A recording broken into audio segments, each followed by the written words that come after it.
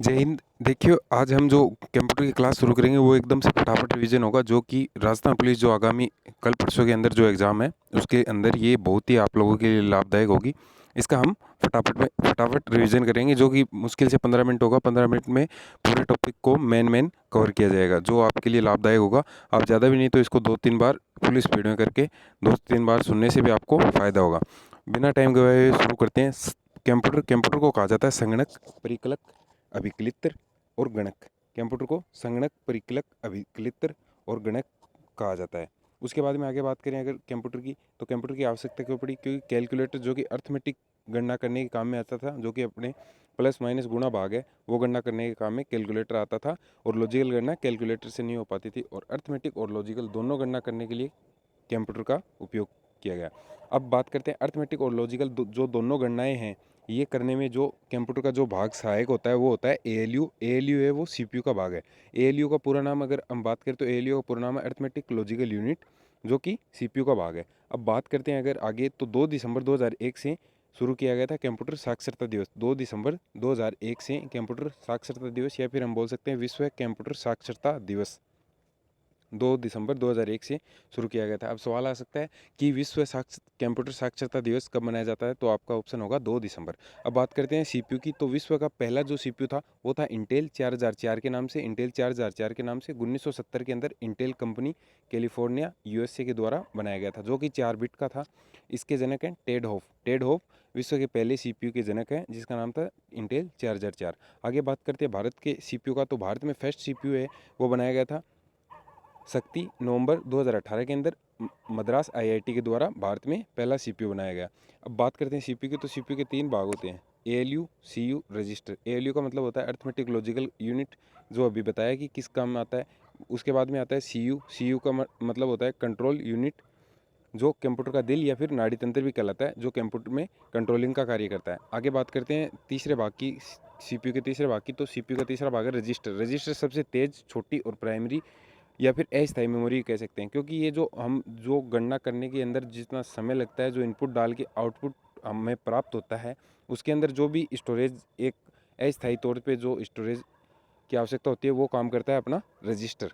अब बात करते हैं आगे कंप्यूटर के बारे में, तो कंप्यूटर 3 प्रकार के कंप्यूटर को वर्गीकरण है वो 3 प्रकार से हुआ है। कंप्यूटर का वर्गीकरण 3 प्रकार से हुआ है, तकनीक के आधार पर, आकार, गति, कार्य क्षमता के आधार पर और उद्देश्य के आधार पर। तकनीक के आधार पर 3 प्रकार के कंप्यूटर हैं, एनालॉग, हाइब्रिड और डिजिटल। आकार, गति, कार्य क्षमता के आधार पर 4 प्रकार के हैं, micro, mini, main frame, super.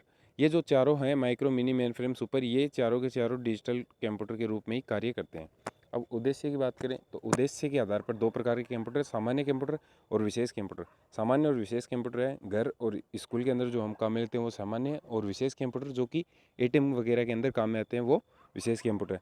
अब बात करें एनालॉग कंप्यूटर की, तो एनालॉग कंप्यूटर संकेतों की गणना करने के लिए काम में आता है, जिसमें ताप, माप, दाब, दूरी इत्यादि की गणना की जाती है। इसके अंदर स्टोरेज की आवश्यकता बिल्कुल भी नहीं होती है। अपना जो थर्मामीटर है, स्पीडोमीटर, माइलोमीटर, जो कि बाइक, कार के अंदर जो लगा हुआ होता है वो, और दीवार घड़ी, ये सभी एनालॉग कंप्यूटर के उदाहरण हैं। एनालॉग कंप्यूटर के उदाहरण हैं।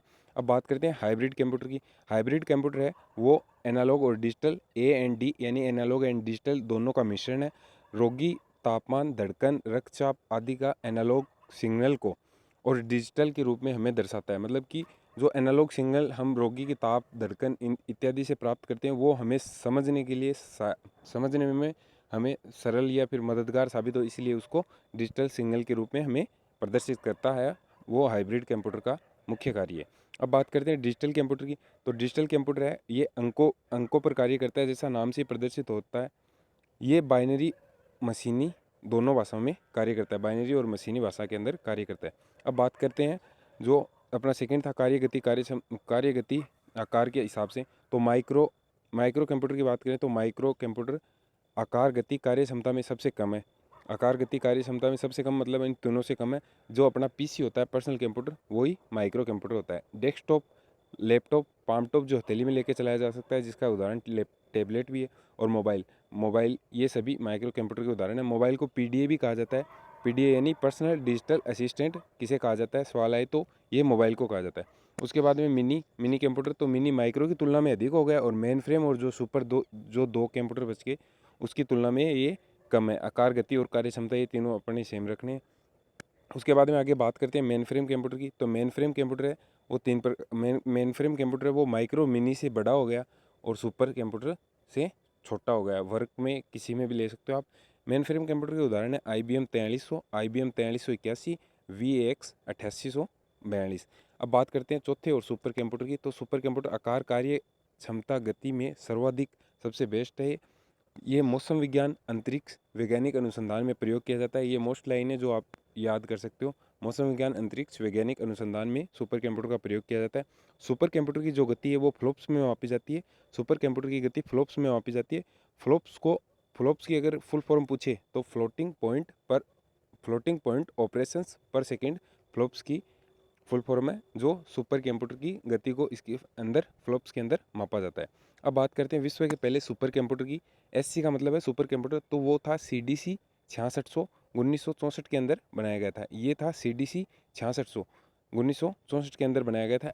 विश्व में सुपर कंप्यूटर के जनक सेमूर क्रे हैं। विश्व में सुपर कंप्यूटर के जनक कौन है? सेमूर क्रे। और जो विश्व का जो दूसरा सेकंड जो सुपर कंप्यूटर बना था वो बना था 1976 के अंदर। क्रे फर्स्ट के नाम से विश्व का सेकंड सुपर कंप्यूटर बना था। अब ये जो क्रे फर्स्ट बनाया गया था, ये क्रे रिसर्च कंपनी के द्वारा बनाया गया था। क्रे रिसर्च कंपनी के द्वारा ये बनाया गया था। अब आगे बात करते हैं विश्व का सबसे तेज़ सुपर कंप्यूटर। तो ये है फिलहाल के अंदर है फुगाकू, जो कि जापान का है, और ये 2020 से विश्व का सबसे तेज़ सुपर कंप्यूटर के अंदर इसको गणना के अंदर ले रखा है। इससे पहले 2018 के अंदर था समिट नाम का, SUMMIT समिट नाम का, जो IBM company international business machine इसका फुल फॉर्म है, जो कि अमेरिका के अंदर स्थापित है। वो 2018 के अंदर अपना सुपर कंप्यूटर उसका था। अब है फिलहाल के अंदर फुगाकू, जो कि जापान का है। अब भारत के संदर्भ में अगर बात की जाए सुपर कंप्यूटर की, भारत के संदर्भ में अगर सुपर कंप्यूटर की बात की जाए तो भारत में सुपर कंप्यूटर जो पहला था वो था परम 8000, जो कि 1991 में सीडेक कंपनी पुणे के द्वारा बनाया गया था। परम 8000 1991 के अंदर भारत का पहला सुपर कंप्यूटर था, जो कि सीडेक पुणे के द्वारा बनाया गया था। अब वर्तमान परिप्रेक्ष्य में बात करते हो, वर्तमान में 2018 तक था वो था प्रत्यूष। अब फिलहाल के अंदर जो है वो है परम सिद्धि, ये 2020 तक परम सिद्धि सीडेक पुणे द्वारा। ये जो परम सिद्धि कंप्यूटर था 2020 के अंदर भारत का सुपर कंप्यूटर था। इसे विश्व के सुपर कंप्यूटर में 63वां स्थान प्राप्त था, 63 स्थान प्राप्त था। अब जो हाल ही में चर्चा में जो है वो है परम प्रवेगा। अब इसकी भी बात करें तो ये भी फरवरी 2022 तक ही था। परम प्रवेगा अगर भारत का सुपर कंप्यूटर पूछा जाए तो ये फरवरी 2022 तक ही था। अगर मार्च के संदर्भ में बात की जाए तो भारत का सुपर कंप्यूटर आपको बताना होगा परम गंगा के नाम से। क्या? परम गंगा के नाम से भारत का अभी वर्तमान या फिर मार्च के बाद में अगर पूछा जाए मार्च 2022 में भारत का सुपर कंप्यूटर कौन सा है, तो वो है परम गंगा। आगे बात करें भारत के सुपर कंप्यूटर के जनक कौन है। भारत के सुपर कंप्यूटर के जनक है विजय पांडुरंग भटक्कर, जैसा आप स्क्रीन पे देख रहे हो। अब अगर पीडीयू की बात करें,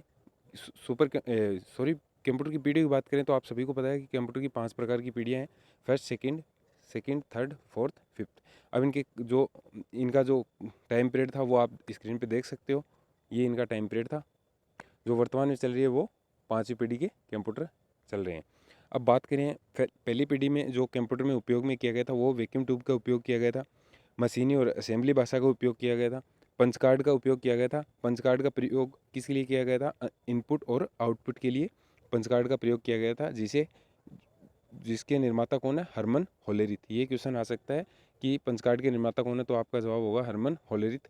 इनपुट एंड आउटपुट के लिए पंच कार्ड का उपयोग पहली पीढ़ी के अंदर किया गया था। अब स्टोरेज की बात करें तो स्टोरेज के अंदर पहली पीढ़ी के अंदर चुंबकीय ड्रम का उपयोग किया गया था। पहली पीढ़ी के अंदर स्टोरेज के अंदर चुंबकीय ड्रम का उपयोग किया गया था। अब पहली पीढ़ी के कंप्यूटर की अगर हम एग्जाम्पल देखें तो एनिएक, यूनिएक, एडवेक और एडसेक, ये सारे के सारे जो हैं ये पहली पीढ़ी के कंप्यूटर हैं। अब सेकेंड पीढ़ी में अगर बात करते हैं अपन तो ये उसकी टाइम पीरियड रहा आपके सामने। और जो पहली पीढ़ी में वैक्यूम ट्यूब का प्रयोग किया गया था उसी के स्थान पर दूसरी पीढ़ी में ट्रांजिस्टर का प्रयोग किया गया था, जिसे 1947 में बेल लेबोरेटरीज में बनाया गया था। 1947 में ट्रांजिस्टर को बेल लेबोरेटरी में बनाया गया था। आगे बात करें जैसे स्टोरेज के लिए पहली पीढ़ी में चुंबकीय ड्रम का प्रयोग किया गया था, तो दूसरी पीढ़ी में चुंबकीय डिस्क का प्रयोग किया गया था। दूसरी पीढ़ी में चुंबकीय डिस्क का प्रयोग किया गया था। अब एग्जाम्पल की बात करें तो एग्जाम्पल IBM 700, IBM 400, IBM 1600 और हनीवेल 400 से लेके 800 और सीडेक 3600, ये सारे के सारे दूसरी पीढ़ी के कंप्यूटर हैं। बात करते हैं तीसरी पीढ़ी के कंप्यूटर की, तो तीसरी पीढ़ी के कंप्यूटर का जो कार्यकाल है वो आप देख रहे हो यहाँ पे। तीसरी पीढ़ी में जो पहली पीढ़ी में वैक्यूम ट्यूब, दूसरी में ट्रांजिस्टर, तीसरी में आईसी का उपयोग किया गया था। तीसरी में आईसी का उपयोग किया गया था जिसका पूरा नाम है integrated circuit. Integrated circuit IC का पूरा नाम है जिसका कंप्यूटर की तीसरी पीढ़ी में प्रयोग किया गया था। अब आईसी के जो निर्माता है वो हैं JS किल्बी। आपको स्पष्ट नहीं दिखाई दे रहा होगा, आवाज़ सुनाई दे रही होगी। JS किल्बी आईसी के निर्माता है। आईसी है वो सिलिकॉन चिप की बनी होती है। ये शॉर्ट नोट्स हैं, आपको समझने में थोड़ी तकलीफ हो सकती है लेकिन आप फिर भी समझने की कोशिश करें। आईसी बनी हुई थी सिलिकॉन चिप की। अब आईसी के अन्य नाम की बात करें तो आईसी का अन्य नाम है एकीकृत परिपथ या फिर समाकलित परिपथ। अब तीसरी पीढ़ी के कंप्यूटर के जो उदाहरण की बात करें तो IBM 360, ICL 1900 और VX 7500, ये तीसरी पीढ़ी के कंप्यूटर हैं। अब बात करते हैं हम चौथी पीढ़ी के कंप्यूटर की। चौथी पीढ़ी का जो कार्यकाल वो आपको दे ही रखा है। चौथी पीढ़ी के अंदर माइक्रो प्रोसेसर का उपयोग किया गया था और माइक्रो प्रोसेसर की कौन सी तकनीक का उपयोग किया गया था, वो थी VLSI। VLSI का पूरा नाम है very large scale integrated circuit. ये VLSI का पूरा नाम है। VLSI का पूरा नाम है। और वर्तमान में जो माइक्रो प्रोसेसर चल रहा है अपने, वो चल रहा है Intel core i7। Intel core i7 वर्तमान में माइक्रो प्रोसेसर चल रहा है। अब आगे बात करते हैं अगर पाँचवीं पीढ़ी की, तो पाँचवीं पीढ़ी जो वर्तमान में अपने चल रही है वो है, उसके अंदर भी माइक्रो प्रोसेसर की ULSI का प्रयोग किया गया था, ultra large scale integrated circuit. इसका फुल फॉर्म है ultra large scale integrated circuit, जो AI पर यानी कि आर्टिफिशियल इंटेलिजेंस पर आधारित थी। आर्टिफिशियल इंटेलिजेंस पर जो पहला कंप्यूटर बनाया गया था वो जोधपुर की IIT के द्वारा बनाया गया था। जोधपुर की IIT के द्वारा वो बनाया गया था। जोधपुर IIT के द्वारा बनाया गया था जिसका नाम था DGX A100। DGX A100 इसका नाम था, DGX A100। ये निविद्या कंपनी के द्वारा 2019 के अंदर बनाया गया था। कौन सी कंपनी के द्वारा? निविद्या कंपनी के द्वारा 2019 के अंदर ये बनाया गया था। अब आगे अगर बात की जाए कंप्यूटर की, तो कंप्यूटर में अबेकस जो बनाया गया था सर्वप्रथम, वो बनाया गया था बेबीलोन के अंदर, मेसोपोटामिया के अंदर। ये जापान में भी काम में लिया जाता था। जापान के लोगों ने भी इसमें परिवर्तन किया और जापान के लोगों ने इसे सारोबान कहा था। इसे गिनतारा, गणक सांचा या फिर गणनापट भी कहा जाता है और प्रथम युग का कंप्यूटर इसे माना जाता है। किसे? अबेकस को। चीन के लोगों द्वारा भी इसका प्रयोग किया गया था। उसके बाद में आते हैं नेपियर बोन्स के द्वारा। नेपियर बोन्स को रेबोलॉजी भी कहा जाता है। नेपियर बोन्स को रेबोलॉजी भी कहा जाता है, जिसका आविष्कारक है जॉन नेपियर, जो कि स्कॉटलैंड के निवासी थे। अगली बात करें तो पास्कलाइन जो कैलकुलेटर था, उसको 1642 में ब्लेज पास्कल द्वारा बनाया गया था, जो कि फ्रांस के निवासी थे। ये आप इंपॉर्टेंट क्वेश्चन है जो आप याद कर सकते हो, परीक्षा में आपके लिए बहुत ही लाभकारी साबित होंगे। अब अगला बात करते हैं तो लूम, जो 1801 में बनाया गया था, इसके आविष्कारक हैं जैकवर लूम। होलेरिथ मशीन, जो अभी बताया था कि प्रथम पीढ़ी के अंदर इसका प्रयोग किया गया था इनपुट आउटपुट के लिए, इसका आविष्कारक है हरमन होलेरिथ। जैसा कि नाम से ही पता चल रहा है, जो पंच कार्ड के आविष्कारक थे वो हरमन होलेरिथ ही होलेरिथ मशीन के आविष्कारक हैं। अगली बात करें तो डिफरेंस इंजन। डिफरेंस इंजन 1822 के अंदर चार्ल्स बेबेज के द्वारा बनाया गया था। इसमें गियर और भाप का प्रयोग होता था। गियर और भाप का इसके अंदर प्रयोग होता था। अगली बात करें एनालिटिकल इंजन, ये भी चार्ल्स बेबेज के द्वारा बनाया गया था। अगली बात करें कंप्यूटर की, तो ABC कंप्यूटर, इसका पूरा नाम है A यानी एटनासॉफ्ट, B यानी बेरी, C यानी कंप्यूटर। ये 1945 के अंदर बनाया गया था। एटनासॉफ्ट और वेरी दो अलग अलग वैज्ञानिक थे, उनके द्वारा ये बनाया गया था। ये प्रथम स्वचालित डिजिटल कंप्यूटर था। अब बाइनरी की बात करें तो बाइनरी का वैसे तो स्पष्ट रूप से नहीं है, लेकिन लेडी एडा अगस्ता ने इसके वर्गीकरण पे बहुत अधिक शोध किया था। लेडी एडी अगस्ता का नाम बाइनरी के साथ संकलित होकर आता है। अब आगे बात करते हैं हम शॉर्ट वीडियो के अंदर, तो मदरबोर्ड की बात करते हैं। तो मदरबोर्ड, जैसे आप सभी को पता है कि मदरबोर्ड क्या होता है, तो मदरबोर्ड जो बना होता है वो फाइबर ग्लास का बना होता है। इसके अंदर सीरियल पोर्ट होते हैं, ऊपर 5 और नीचे 6 छिद्र होते हैं। उस सीरियल पोर्ट के अंदर ऊपर 5 और नीचे 6 प्रकार के छिद्र होते हैं। अब आगे बात करें कीबोर्ड की, तो कीबोर्ड को सबको पता है कि 104 प्रकार की की होती हैं। इसके अंदर 12 प्रकार की F1 से लेके F12 तक 12 प्रकार की फंक्शन कीज होती हैं। ये आप सभी को पता है। ये बनाया किसने था? स्टोफर लेथम सोले के द्वारा ये 1868 के अंदर बनाया गया था। अब बार कोड रीडर की बात करते हैं, तो बार कोड किसी वस्तु की जानकारी के लिए जो काम में लिया जाता है उसे बार कोड रीडर कहा जाता है। ये BCR की फुल फॉर्म है। MICR की बात करते हैं तो ये मैग्नेटिक इंक करेक्टर रीडर इसका फुल फॉर्म है।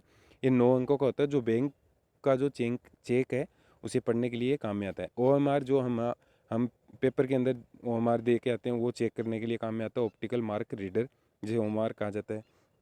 अगली बात करें SCR की, तो स्मार्ट कार्ड रीडर, OCR की ऑप्टिकल करेक्टर रीडर। और जो प्रिंटर की बात करते हैं, अब हम प्रिंटर की गति किस में मापी जाती है, तो प्रिंटर की गति पेज पर मिनट यानी कि PPM के अंदर प्रिंटर की गति मानी जाती है। प्रिंटर के अंदर PPM के अंदर प्रिंटर की गति मापी जाती है। अब प्रिंटर की बात करते हैं तो अपने प्रिंटर एक स्पष्ट रूप से समझते हैं। प्रिंटर दो प्रकार के होते हैं, इम्पैक्ट और नॉन इम्पैक्ट प्रकार के प्रिंटर होते हैं। अब इम्पैक्ट में दो प्रकार है, सीरियल और लाइन। अब सीरियल के अंदर दो प्रकार है, डेजी व्हील और डॉट मैट्रिक्स। डेजी व्हील है जो सीरियल का ही पार्ट है, वो एक अक्षर को एक बार में प्रिंट करता है, जो कि रिबन के बीच के अंदर इसकी स्याही रखी हुई होती है। रिबन के बीच के अंदर स्याही रखी होती है।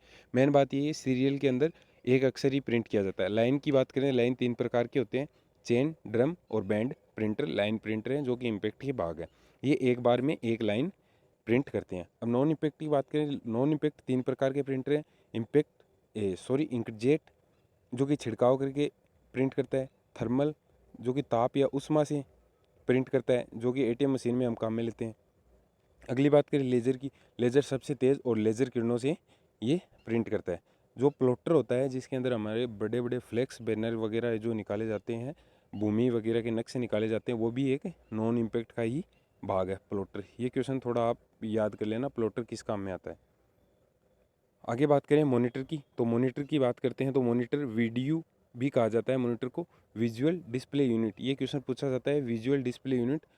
आकार इसका बात करते हैं हम किस में मापा जाता है, तो इसका आकार डायगोनल में मापा जाता है, जो कि विकर्ण कहा जाता है, मतलब कि हॉरिजॉन्टल और वर्टिकल करके विकर्ण के रूप में इसको मापा जाता है। इसका जो छोटा भाग होता है पिक्सल बिंदुओं को पिक्सल कहा जाता है। और ये जो अपन बात करते हैं हॉरिजॉन्टल और वर्टिकल, ये देखो HV लिखा है, हॉरिजॉन्टल और वर्टिकल पिक्सल के गुणनफल है, उन्हें कहा जाता है रिजोल्यूशन। रिजोल्यूशन को मापा जाता है DPI में, डॉट पर इंच के अंदर रिजोल्यूशन को मापा जाता है। अब पिक्सल के बीच की जैसे जैसे दूरी बढ़ेगी वो डॉट पिच कहलाएगी। जैसे जैसे पिक्सल के बीच की दूरी बढ़ेगी वो डॉट पिच कहलाएगी। और वो दूरी अगर बढ़ेगी तो ये पिक्सल मतलब जो तस्वीर रहेगी वो ख़राब आएगी, और जैसे वो पास आएगी तो ये तस्वीर की गुणवत्ता में वृद्धि होगी। अब मॉनिटर के प्रकार की बात करें तो मॉनिटर के प्रकार होते हैं, CRT जो कि कैथोड रे ट्यूब, इसका फुल फॉर्म है CRT का, कैथोड रे ट्यूब। ये मॉनिटर का प्रकार है। इसके अंदर जो लेपन होता है वो होता है फास्फोरस का। इस CRT के अंदर लेपन पूछा जा सकता है जो फास्फोरस का होता है। उसके बाद में जो ये कैथोड ट्यूब होती है, इसके ऊपर एक इलेक्ट्रॉनिक गन लगी होती है जो स्क्रीन को प्रदर्शित करती है। आगे बात करें मोनोक्रोम की, जो BMW द्वारा मतलब BMW यानी कि ब्लैक एंड वाइट जो होती है, उसके अंदर एक गन लगी होती है ब्लैक एंड वाइट मॉनिटर के अंदर। और जो रंगीन मॉनिटर होता है उसके अंदर तीन गन लगी होती है। तीन गन का अगर प्रकार पूछे कौन से कलर की होती है, तो रेड, ब्लू और ग्रीन, तीन प्रकार की ये तीनों गन होती है। अगला जो सेकेंड टाइप का अपना मॉनिटर का प्रकार है वो है FPD। FPD इसका पूरा नाम है फ्लैट पैनल डिस्प्ले मॉनिटर, जो आप समझ सकते हो कि लैपटॉप के लिए ही प्रयुक्त होता है। फ्लैट पैनल उसका ही होता है। अब आगे बात करें जो लैपटॉप के FPD के जो प्रकार हैं वो है LCD। LCD की फुल फॉर्म है लिक्विड क्रिस्टल डिस्प्ले, इंपॉर्टेंट है याद करना। LCD की फुल फॉर्म है लाइट इमिटिंग डायोड, ये भी इंपॉर्टेंट है। अगला आता है GPD, ये आपको दिख नहीं रहा होगा लेकिन ये GPD लिखा है, यानी गैस प्लाज्मा डिस्प्ले। अगला आता है ELD यानी कि electro emissant display, electro emissant display, ELD की फुल फॉर्म है। अब आगे बात करते हैं इनपुट आउटपुट दोनों की जो बात करते हैं हम, वो कौन से उपकरण है। ये क्वेश्चन है कि जो इनपुट और आउटपुट में दोनों में काम में आते हैं वो कौन से उपकरण है। तो फोटोकॉपी मशीन इनपुट भी देती है और आउटपुट भी देती है। फैक्स मशीन, मोडेम, हैंडसेट और टच स्क्रीन, ये इनपुट और आउटपुट के अंदर आते हैं।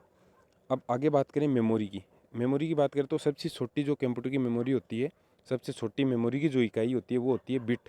और मेमोरी के जो प्रकार होते हैं वो 13 प्रकार की मेमोरी होती है। सबसे छोटी इकाई होती है बिट, और सबसे छोटी जो यूनिट की बात करें तो वो होती है बाइट। सबसे छोटी यूनिट की बात करें डाटा स्टोरेज के अंदर तो वो होती है बाइट। अब सबसे बड़ी इकाई की बात करें, सबसे छोटी इकाई बिट हो गई, सबसे बड़ी इकाई याद रखने लायक है जियो बाइट कहा जाता है, जिसे G, P और B के द्वारा प्रदर्शित किया जाता है।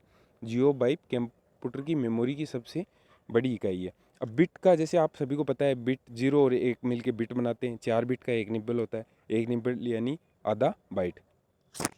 अब 8 जो बाइट मिलके बनाते हैं, 8 जो बिट मिलके बनाते हैं वो 1 बाइट का निर्माण करते हैं, और 1024 बाइट 1 किलोबाइट का निर्माण करते हैं। 1024 किलोबाइट 1024 किलोबाइट 1 MB का निर्माण करती है, और 1024 MB है जो वो 1 GB का यानी 1 गीगाबाइट का निर्माण करती है। 1024 जो GB है वो 1 TB यानी 1 टेराबाइट का निर्माण करती है।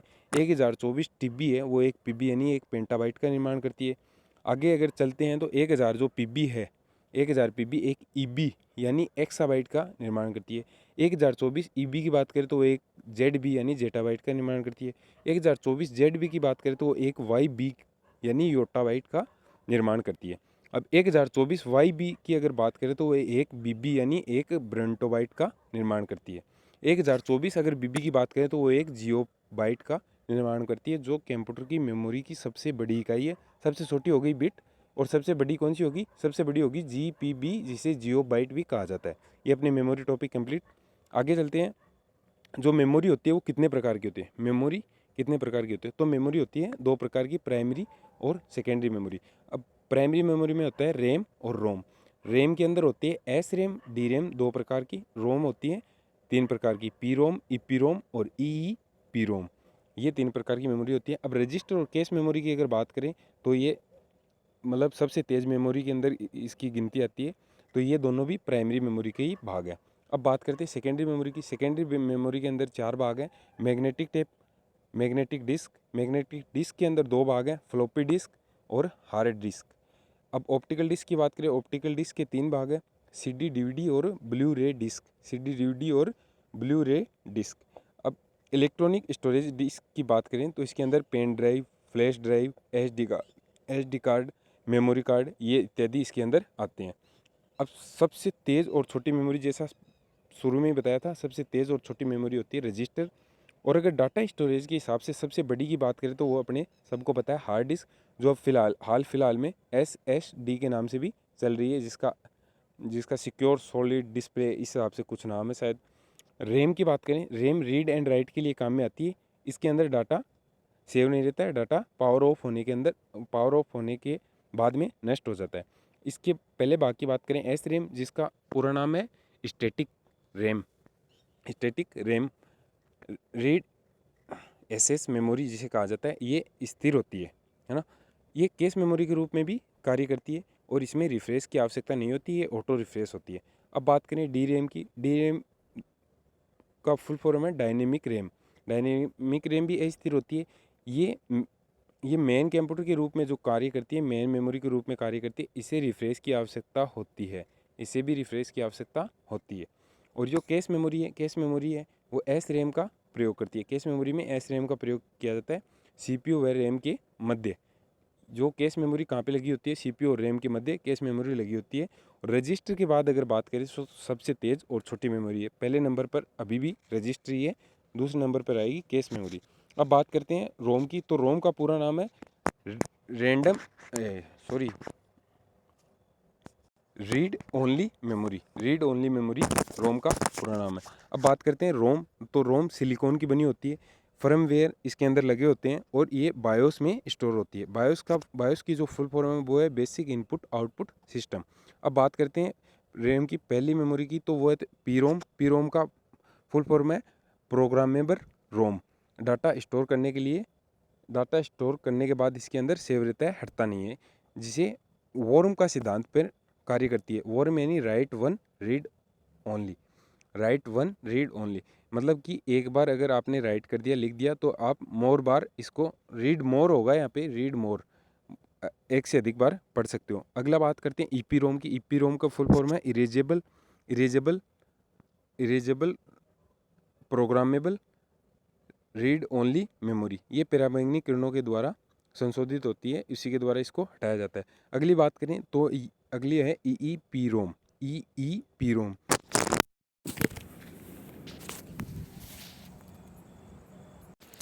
अगली बात करें ईईपी रोम है, जो कि electrical erasable programmable read only memory है जो विद्युत धारा द्वारा इसे हटाया जा सकता है। अगली बात करें अगर सेकेंडरी मेमोरी की, तो सेकेंडरी मेमोरी के अंदर आती है जो स्थायी स्टोर होती है और भविष्य के लिए एक्सेस की जा सकती है।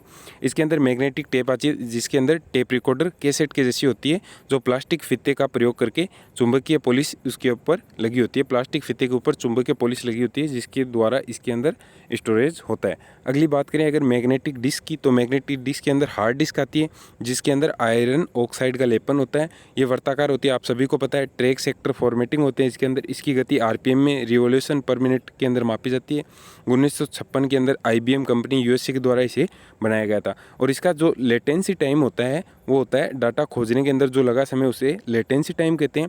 सीक टाइम जो होता है उसे रीड एंड राइट करने में जो टाइम लगा होता है सीक टाइम कहते हैं। एसएस जो टाइम होता है ली यानी लेटेंसी टाइम और सीक टाइम दोनों को मिला के जो टाइम होता है वो होता है एसएस टाइम। अब बात करते हैं जो एसएसडी, अभी बताया था कि ये हार्ड डिस्क का अपर रूप है। एसएसडी की फुल फॉर्म है सॉलिड स्टेट ड्राइव। ये गति के अंदर तेज होती है। अगली बात करें फ्लॉपी डिस्क की, तो फ्लॉपी डिस्क है वो ऑप्टिकल फ्लॉपी डिस्क इसका भाग है। अगली बात आती है ऑप्टिकल डिस्क। ये प्रकाशीय तकनीक पर काम करती है। इसके अंदर सीडी डीवीडी वगैरह आती है। सीडी को कॉम्पैक्ट डिस्क कहा जाता है जो पॉलीकार्बोनेट की बनी होती है। रीड एंड राइट किया जाता है लेज़र तकनीक के द्वारा। एल्यूमिनियम पॉलिश इसके ऊपर होती है। और इसकी जो मेन बात जो याद रखने लायक बात है वो है इसकी स्टोरेज क्षमता 700 MB होती है। स्टोरेज क्षमता सीडी की 700 MB ही होती है। अब बात करते हैं सीडी रोम, सीडी आरडब्ल्यू, ये इसके प्रकार हैं। सीडी आरडब्ल्यू का फुल फॉर्म है कॉम्पैक्ट डिस्क री राइटेबल, यानी कि इसको दोबारा के अंदर भी पढ़ा जा सकता है, दोबारा इसके अंदर डाटा स्टोर किया जा सकता है। अगली बात करें डीवीडी की, तो डीवीडी की फुल फॉर्म है डिजिटल वर्सेटाइल डिस्क। इसकी स्टोरेज क्षमता 4.7 GB से लेके 17 GB तक होती है। इसकी स्टोरेज क्षमता याद रखनी लायक है 4.7 GB से लेके 17 GB तक होती है। अगली जो बात करें हम ब्लू रे डिस्क की, तो blue ray disc read and right की जाती है ब्लू वॉयलेट यानी नीली किरणों के द्वारा। इसकी स्टोरेज क्षमता होती है 25 GB से लेकर 50 GB तक ब्लू रे डिस्क की। अगली इलेक्ट्रॉनिक डिवाइस स्टोरेज जो डिवाइस है वो है पेन ड्राइव, SD कार्ड। जिसे SD कार्ड की फुल फॉर्म कोई पूछे तो सिक्योर डिजिटल कार्ड भी कहा जाता है इसे। अब ये जो इसके सिक्योर डिजिटल कार्ड SD के दो प्रकार होते हैं, माइक्रो मिनी। माइक्रो जो काम आता है वो अपने मोबाइल में काम आता है और मिनी जो काम आता है जो अपने डिजिटल कैमरे के अंदर इसका कार्य उपयोग में लिया जाता है। अब भाषा टॉपिक की अगर बात करें अपन, तो भाषा दो प्रकार की होती है, लो और हाई। दो प्रकार की भाषा होती है। लो के अंदर आती है कंप्यूटर की शुरुआत में या फिर विकास में जो प्रथम पीढ़ी में काम में ली गई थी वो लो लैंग्वेज थी। इसके अंदर आती है मशीनी भाषा। मशीनी भाषा का प्रथम भाषा भी कहा जाता है, मातृभाषा भी कहा जाता है और बाइनरी भाषा भी कहा जाता है। इसके अंदर 0 और 1 का प्रयोग किया गया था। इसके अंदर अनुवादक जो कि ट्रांसलेटर होती है उसकी आवश्यकता नहीं होती थी। इसे कोड को ऑब्जेक्ट कोड कहा जाता था। ये इंपॉर्टेंट बात है, कोड को ऑब्जेक्ट कोड कहा जाता था। अब बात करते हैं सेकेंड नंबर पर असेंबली भाषा की।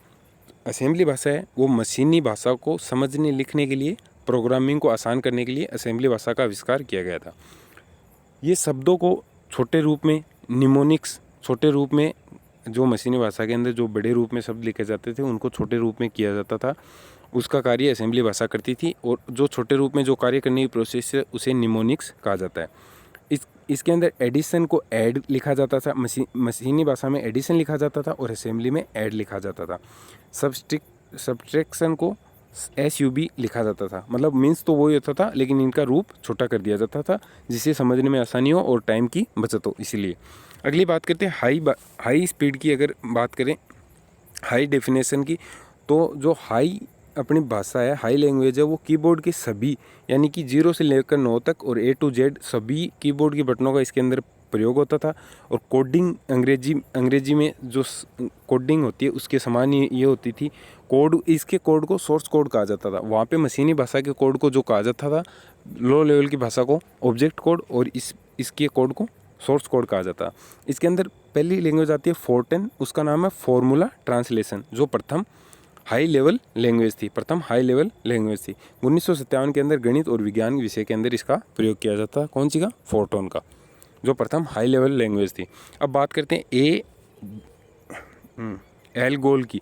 एल्गोल अगर भाषा की बात करते हो तो ये एल्गोरिथम लैंग्वेज 1958 के अंदर विज्ञान के अंदर इस भाषा का उपयोग किया गया था। आगे बात करते हैं LISP की, तो ये लिस्ट प्रोसेसिंग भाषा है, 1958 के अंदर आर्टिफिशियल इंटेलिजेंस के अंदर इसका प्रयोग किया गया था। आगे बात करते हैं कोबोल भाषा की, इसकी फुल फॉर्म है कॉमन बिजनेस ओरिएंटेड लैंग्वेज, 1959 के अंदर बिजनेस के अंदर इसका प्रयोग किया गया था। कोबोल भाषा की पूछ सकते हैं कि कौन से क्षेत्र के अंदर कोबोल भाषा का प्रयोग किया जाता था, वो तो है बिजनेस के अंदर कोबोल भाषा का प्रयोग किया गया था। आगे बेसिक, तो बेसिक का है beginners all purpose symbolic instruction code, ये बेसिक लैंग्वेज की फुल फॉर्म है, जिसे 1964 के अंदर एजुकेशन के लिए यानी कि शिक्षा के लिए इसे बनाया गया था। आगे बात करते तो पास्कल के द्वारा 1970 के अंदर एजुकेशन के लिए पास्कल भाषा को बनाया गया था। आगे बात करते हैं सी जो लैंग्वेज है ये इंपॉर्टेंट है। सी लैंग्वेज है डेनिस रिची के द्वारा 1972 के अंदर बनाया गया था। कहाँ पे बनाया गया था? AT&T बेल लाइब्रेरी नाम से एक जगह है, इनका जो हेड ऑफिस है AT&T बेल लेबोरेटरी के अंदर अमेरिका के अंदर डेनिस रिची के द्वारा सी भाषा का आविष्कार किया गया था 1972 के अंदर। अब 1973 में पहला OS सिस्टम यूनिक्स लगाया गया था। इससे पहले असेंबली के भाषा के अंदर फर्स्ट बार OS सिस्टम यानी कि ऑपरेटिंग सिस्टम लगाया गया था। सी भाषा है, उसका जो धारणा थी वो थी टॉप टू बॉटम, यानी कि ऊपर से लेकर नीचे तक जो भाषा है वो अनुवादक के रूप में कार्य करती थी। ऊपर से लेकर लिखना शुरू करके नीचे तक जो कार्य होता था उसका टॉप टू बॉटम था। अब बात करते हैं C++ भाषा की, तो C++ भाषा के जो आविष्कारक हैं वो जारन स्ट्रप्स इस C++ भाषा के आविष्कारक हैं। ये भी AT&T बेल से ही इसका आविष्कार हुआ है। ये 1979 के अंदर हुआ था। ये सी का अपर लैंग्वेज है ना, ऑब्जेक्ट ओरिएंटेड प्रोग्रामिंग लैंग्वेज है। इसकी जो अवधारणा थी वो सी भाषा से बिल्कुल उल्टी थी, यानी कि सी भाषा की थी टॉप टू बॉटम और C++ की बॉटम टू टॉप, इसकी अवधारणा थी। अब बात करते हैं जावा की। जावा 1995 के अंदर बनाई गई थी, जो किसके द्वारा बनाई गई थी? जेम्स काउंसिलिंग के द्वारा बनाई गई थी और सन माइक्रोसिस के जो कर्मचारी है उनके लिए बनाई गई थी। जावा का प्रयोग है वो इंटरनेट के अंदर किया जाता है। अब भाषा अनुवादक की अगर बात करें, भाषा अनुवादक 3 प्रकार के होते हैं। असेंबलर, जो असेंबली भाषा को मशीनी में कन्वर्ट करता है यानी कंप्यूटर के समझने योग्य बनाता है। अगला है इंटरप्रेटर उच्च भाषा को मशीनी भाषा में लाइन बाई लाइन बनाता है। कंपाइलर उच्च भाषा को मशीनी भाषा में यानी कि पूर्व जो व्याख्या हो चुकी है उससे सरल कार्य कंपाइलर करता है। ये हो गए भाषा अनुवादक। अब MSc यानी कि माइक्रोसॉफ्ट एक्सेल की अगर बात करें तो माइक्रोसॉफ्ट एक्सेल MS यानी कि माइक्रोसॉफ्ट का ही भाग है। जो माइक्रोसॉफ्ट की स्थापना 4 अप्रैल 1975 को बिल गेट्स और पॉल एलन के द्वारा USA के अंदर की गई थी। माइक्रोसॉफ्ट के अंदर जो अगर बात करें तो माइक्रोसॉफ्ट एक ऐप सॉफ्टवेयर है, एप्लीकेशन सॉफ्टवेयर है, जिसके अंदर MS वर्ड यानी कि MS वर्ड आता है जिसके अंदर डॉक्यूमेंट बनाए जाते हैं। MS एक्सेल आता है जिसके अंदर स्प्रेडशीट प्रोग्राम बनाए जाते हैं। MS पावर पॉइंट जिसके अंदर प्रेजेंटेशन बनाई जाती है। MS एक्सेस जिसके अंदर डाटाबेस प्रोग्राम बनाए जाते हैं। अब MS एक्सेल की बात करें तो MS एक्सेल है वो एक एप्लीकेशन सॉफ्टवेयर है और MS ऑफिस का ही भाग है। अब बात करें जैसे इलेक्ट्रॉनिक स्प्रेडशीट प्रोग्राम बनाना हो अपने, तो वो कैलकुलेशन प्रथम किसने की थी? विजिकल सी के द्वारा वो पहला स्प्रेडशीट प्रोग्राम बनाया गया था। अब इसका जो MS एक्सेल का एक्सटेंशन है वो 2003 तक तो था .XLS और 2007 से 2019 के बीच में हो गया .XLS और X। 2007 के बाद में ये हो गया। इसकी जो टेम्पलेट फाइल एक्सटेंशन होती है वो होती है .XLTX। फाइल को वर्कबुक कहा जाता है, जिसका नाम होता है, पहली फाइल का नाम होता है बुक फर्स्ट। फाइल के अंदर जो वर्कबुक होती है उसके अंदर 255 सीट होती है। उसके बाद में इसके अंदर वर्क रो होती है, उसकी 1,48,576 रो होती है। कॉलम जो होता है उसको 16,384 कॉलम होते हैं। इसकी जो जूम साइज़ होती है वो 10% से लेकर 400% तक होती है। अगली बात करें MS वर्ड की। MS वर्ड होती है वो फाइल डॉक्यूमेंट, इसकी जो फाइल बनती है वो डॉक्यूमेंट फर्स्ट के नाम से पहचानी जाती है। 2007 से पहले इस फाइल को एक्सटेंशन .dox और उसके बाद में .doc, उसके बाद में docx लगने लगा इसके। 2007 से पहले फाइल एक्सटेंशन .doc होता था, उसके बाद में .docx लगने लगा। MS वर्ड की बात करें तो फाइल का रन कमांड विनवर्ड होता है और ट्रैक चेंज जो होता है वो इसके अंदर ट्रैक चेंज, ये याद रखने लगे कि ट्रैक चेंज किसे कहा जाता है। अगर हम ऑन स्क्रीन कंप्यूटर को छोड़ के चले गए ट्रैक चेंज अगर अपने ऑन किया हुआ है तो उसके अंदर जो कंप्यूटर में गड़बड़ी हुई है ये ऑटोमेटिक दिखा देगा कि इसमें क्या करेक्शन किया गया है, जिसे आप आने के बाद में सही कर सकते हो। अगला बात करें पावर पॉइंट की। MS पावर पॉइंट इसका फाइल है वो प्रेजेंटेशन कहलाती है, प्रस्तुतिकरण कहलाती है। इसका डिफ़ॉल्ट नेम प्रेजेंटेशन फर्स्ट होता है। रन कमांड जो पावर पॉइंट की होती है वो पावर PNT होती है। रन कमांड पावर PNT होती है। और फाइल का एक्सटेंशन जो होता है वो .ppt होता है, .pptx होता है, .ppt और .pptx होता है। और पेज को पावर पॉइंट के पेज को स्लाइड कहा जाता है। नई स्लाइड अगर हमें लेनी है तो उसके लिए Ctrl+M यूज़ करना होगा शॉर्टकट की। और नया जो प्रस्तुतिकरण अगर हमें लेना है तो उसके लिए Ctrl+N शॉर्टकट की यूज़ लेनी होगी। अब न्यूनतम फ़ॉन्ट साइज़ इसकी 1 से लेकर अधिकतम 4000 तक इसकी फ़ॉन्ट साइज़ हो सकती है। आगे बात करें सॉफ्टवेयर की। सॉफ्टवेयर यानी कि जो हमें निःशुल्क तौर पर उपलब्ध होते हैं उसे हम फ्रीवेयर सॉफ्टवेयर कहते हैं। निःशुल्क उपलब्ध होने वाले फ्रीवेयर सॉफ्टवेयर कहलाते हैं। सोर्स कोड के साथ निःशुल्क उपलब्ध होने वाले सॉफ्टवेयर को हम सोर्स कोड या ओपन सोर्स सॉफ्टवेयर कहते हैं। अब निश्चित समय के लिए फ्री ये बाद में भुगतान करना पड़ते हैं उन्हें शेयरवेयर सॉफ्टवेयर कहा जाता है। निश्चित समय के लिए फ्री बाद में भुगतान करना पड़ते हैं उन्हें शेयरवेयर सॉफ्टवेयर कहा जाता है। जैसे अमेज़ॉन, नेटफ्लिक्स वगैरह आजकल जो चल रहे हैं, आपको एक ऐड तो फ्री दिखाया जाता है, उसके बाद में आपसे चार्ज की रिक्वायरमेंट की जाती है कि आप चार्ज दोगे तभी अगला ऐड दिखाया जाता है। ऐसे सॉफ्टवेयर कौन से में आते हैं? शेयरवेयर सॉफ्टवेयर के अंदर आते हैं। अब सॉफ्टवेयर की बात करें तो सॉफ्टवेयर 3 प्रकार के होते हैं: सिस्टम, एप्लीकेशन और यूटिलिटी। अब सिस्टम सॉफ्टवेयर के अंदर जो आते हैं ऑपरेटिंग सॉफ्टवेयर, डिवाइस ड्राइव और ये जो कंप्यूटर की लैंग्वेज होती है ये, और लैंग्वेज और ट्रांसलेटर होते हैं, ये सिस्टम सॉफ्टवेयर के अंदर आते हैं। उसके बाद में एप्लीकेशन की बात करें तो एप्लीकेशन के अंदर MS office, word processor, database वगैरह, वेब ब्राउज़र, ये एप्लीकेशन सॉफ्टवेयर के अंदर आते हैं। यूटिलिटी की बात करें तो antivirus, disk defragment, disk cleanup जो सॉफ्टवेयर होते हैं वो यूटिलिटी के अंदर आते हैं अपने, यानी कि जो अपने कंप्यूटर को जो मेंटेन करने का जो कार्य करते हैं वो यूटिलिटी सॉफ्टवेयर करते हैं। अगर सिस्टम की बात करें तो सभी सॉफ्टवेयर का आधार सिस्टम सॉफ्टवेयर होता है और ऑपरेटिंग सिस्टम होता है वो कंप्यूटर सिस्टम को चलाने के काम में आता है ऑपरेटिंग सिस्टम। एप्लीकेशन सॉफ्टवेयर के प्लेटफॉर्म उपलब्ध करवाना ऑपरेटिंग सिस्टम का ही मुख्य कार्य है। अब कंप्यूटर में पहली स्क्रीन जो दिखाई हमें देती है, कुछ फैक्ट हैं जो आपके परीक्षा में सहायक सिद्ध होंगे। कंप्यूटर में जो हमें पहली स्क्रीन जो दिखाई देती है ऑन करते ही, तो उसे कहा जाता है डेस्कटॉप। उसे क्या कहा जाता है? डेस्कटॉप। और कंप्यूटर ऑन करना, जो जिस प्रोसेस से ऑन होता है कंप्यूटर, उसे बूटिंग कहा जाता है। जिस प्रोसेस से कंप्यूटर ऑन होता है उसे बूटिंग कहा जाता है। टास्क बार किसे कहते हैं? तो सबसे नीचे लेफ्ट के अंदर जो विंडो के अंदर जो स्टार्ट बटन होता है, पहले जो लेफ्ट साइड में जो विंडो का स्टार्ट बटन होता है और राइट साइड में जो सिस्टम ट्रे होती है जिसके अंदर डेट एंड टाइम होते हैं, उसे हम टास्क बार कहते हैं। ये भी पूछा जा सकता है कंप्यूटर के अंदर डेट एंड टाइम कहाँ होते हैं, तो वो सिस्टम ट्रे के अंदर होते हैं। और सिस्टम ट्रे कहाँ होती है? तो सिस्टम ट्रे टास्क बार के ऊपर, टास्क बार के अंदर सिस्टम ट्रे होती है, वो जो लाइन होती है उसे टास्क बार कहा जाता है। आगे बात करें एप्लीकेशन सॉफ्टवेयर की, तो ये विशेष उद्देश्य के लिए और उच्च स्तरीय भाषा के अंदर बनाए जाते हैं। MS office, web browser, Photoshop और जो ये डाटाबेस सॉफ्टवेयर हैं ये एप्लीकेशन सॉफ्टवेयर के उदाहरण हैं। आगे बात करें यूटिलिटी सॉफ्टवेयर की, तो ये रख रखाव और मरम्मत के लिए बनाए जाते हैं, जैसे एंटीवायरस, वायरस हटाने के लिए, डिस्क क्लीनर, आवश्यक फाइल हटाने के लिए, डिस्क डिफ्रैगमेंट, अलग अलग जगह फैली फाइलों को एक जगह करने के लिए इसका प्रयोग किया जाता है। अब बात करें नेट की, तो ARPANET जो advance research project agency network है, वो पहला नेटवर्क था, वर्ल्ड का पहला नेटवर्क था ARPANET जो है वर्ल्ड का पहला नेटवर्क था। 1969 के अंदर USA के द्वारा बनाया गया था। 2002 से अधिक कंप्यूटर को जोड़ना नेटवर्क जोड़ना कहलाता है। मोडेम का फुल फॉर्म है मॉड्यूलेटर डीमोड्यूलेटर, जो टेलीफोन ब्रॉडबैंड द्वारा नेटवर्क प्रदान करता है। रिपीटर, हब, गेटवे, अलग अलग स्थानों को जोड़ना, स्विच, राउटर, ये सभी के सभी नेटवर्क के उदाहरण हैं।